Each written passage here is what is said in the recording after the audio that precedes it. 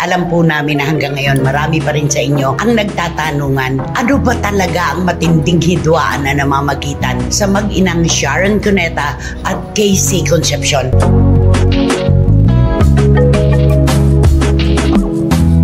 Marami pa po kaming alam pero hindi po namin pag-iisahin ang bagsak ng mga kwento para sa inyo. Basta isang araw, kapag nagkaroon tayo ng mga reaksyon, ilalabas din po namin yon.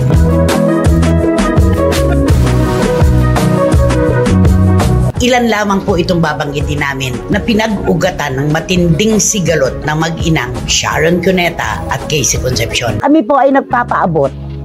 Nagtatawid po kami ng pasasalamat kay Casey Concepcion. Walang mga detalye. Basta maganda at napakamarespeto ng kanyang pakiusap na sana'y wag nang masundan pa dahil matagal na panahon na pong naganap ito at ayaw niyang may mga madamay pang ibang tao na makapananakit sa bawat taong involved dito sa kwento.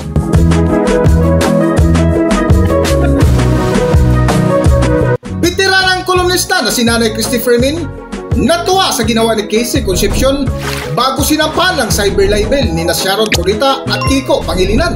Kung bago lang kayo dito sa aking YouTube channel, huwag kalimutan mag-subscribe at pindutin yun na rin ang notification bell para ma-notify kayo sa ating susunod na video. Maraming salamat!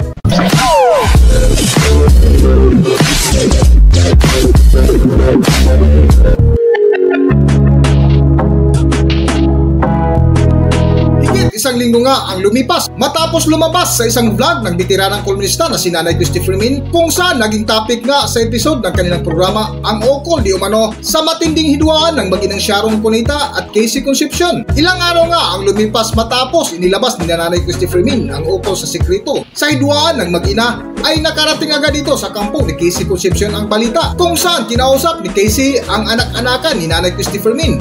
Ayan! Nako, talaga naman pong punong-puno po tayo ng mga issue ngayon kaya simulan na po natin. Kung natatandaan nyo po mga kapatid, sa isang episode po ng SNN, ng Showbiz Now na, ay meron po kaming binanggit at pinalakay na isang issue na ang aming sabi ay ito ang isa sa mga pinagkahidwaan ng mag-inang Sharon Cuneta at Casey Concepcion. Hindi na po namin uulitin pa ang kwento dahil alam naming nasaksihan nyo. Pero alam mo nakakatuwa, Romel, sa pamamagitan ng isang kaibigan, si Chuck Gomez, aking anak-anakan, nag-reach out si Casey. Napakaganda ng kanyang pakiusap. Sabi ko nga kay Chuck, hindi ko na kailangan pang makausap si Casey sa three-way. Hindi na rin namin kailangan pang mag-usap ng personal. Dahil tayo, kapag may sugat, marunong tayong gumamot. Diba? Marunong po kaming gumamot. Ang kailangan lang po namin ay mga salita na manggagaling sa mismong tao para kami po ay makaunawa at maibigay namin ang kanyang panig.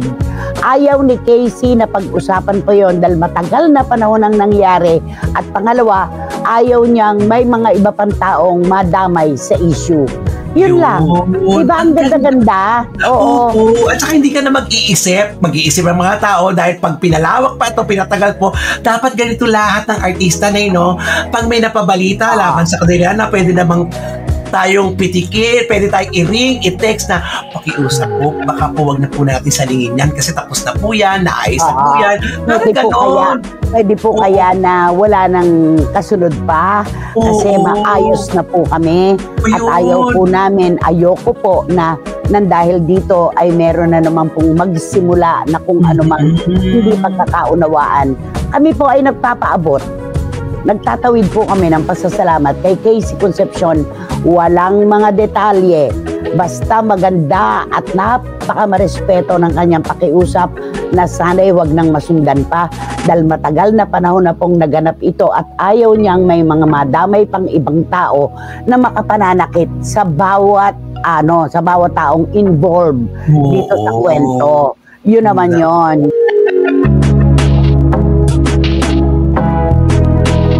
Sa episode nga ng tanghaling programa ni Nanay Christopher Min, May 9, 2024 ay ibinahagi nila ang pakiusap ng anak ni megastar na si Casey Concepcion na wag na ituloy pa ang kwento sa hidwaan ng mag-inang Sharon at Casey dahil nga sa kahilingan mula mismo kay Casey Concepcion na wag na pag-usapan pa ang mga nangyari. Ay ikinatuwa nila Nanay Christopher Min ang balita na maging ang mga taga-subaybay sa programa ni Nanay Christopher Min ay napahanga kay Casey Concepcion kung saan ikinatuwa nila ang positibong ginawa ng dalaga. Nako, ang ganda naman ito. Kapapasok mula kay Juris Doctor Channel. Casey, magpakatatag ka lang sana dahil nakikita naman ng Panginoon ang lahat.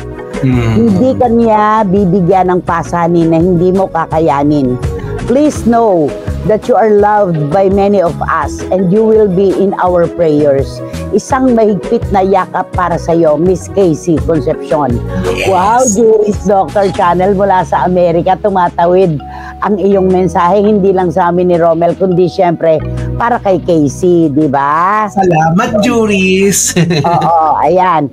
At eto, nako, ang ganda nitong kay John.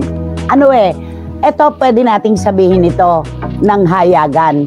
Si Casey ay malapit sa pulso at bituka ng publiko. Maraming nagpapal sa kanya. Kasi sabi ni John, that's nice. Si Casey pa ang nag-reach out. Maraming salamat. Kahit naman marinig pa namin ang kung ano-ano, hindi naman magbabago ang pagmamahal namin sa iyo. We understand you. Tumatawid ka sa amin. Kilalang-kilala namin ang puso mo mula noong bata ka pa hanggang ngayon.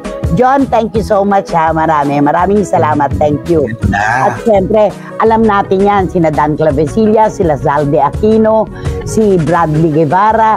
Naiintindihan din nila si Casey kahit pa sila ay mga Sharonian. Ikaw, number one, died in the world yan, ni Sharon. Pero mahal mo si Casey.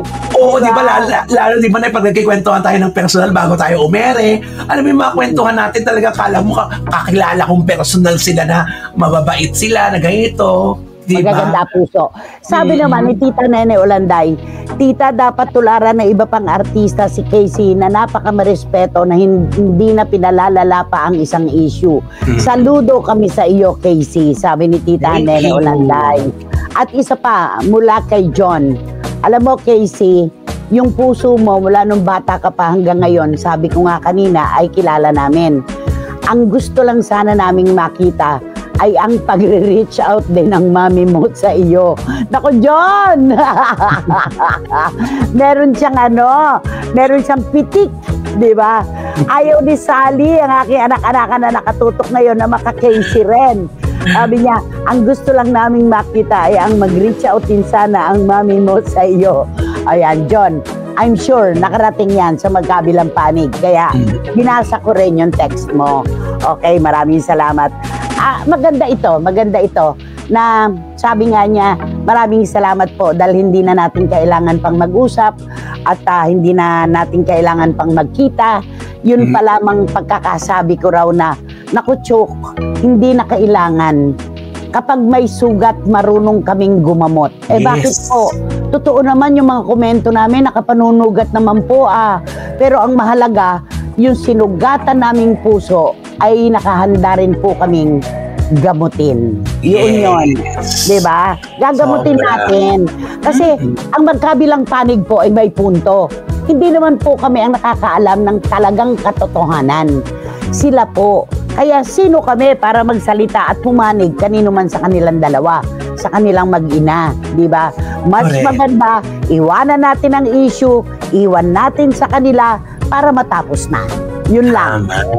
Di ba? Nakakatuwa. At eto na. Nako, please don't mention my name. I am for Casey all the way. Yun lang. I am for Casey all the way. Nako, statement yun matindi yun Yan. At kay Chuk Gomez, anak, maraming salamat sa pagiging daluyan ng komunikasyon.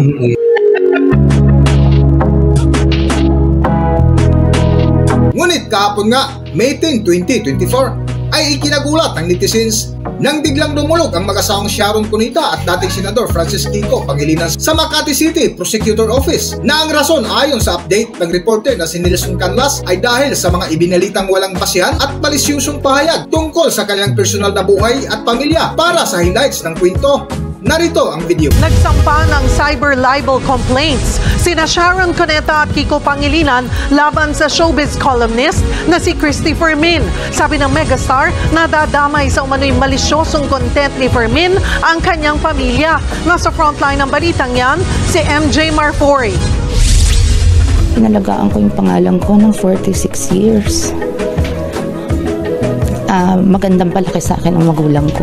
At higit sa lahat, sabi nung 3 anak ko, mabuti akong ina. So, napakasakit sa akin. Napaka-patong-patong. So,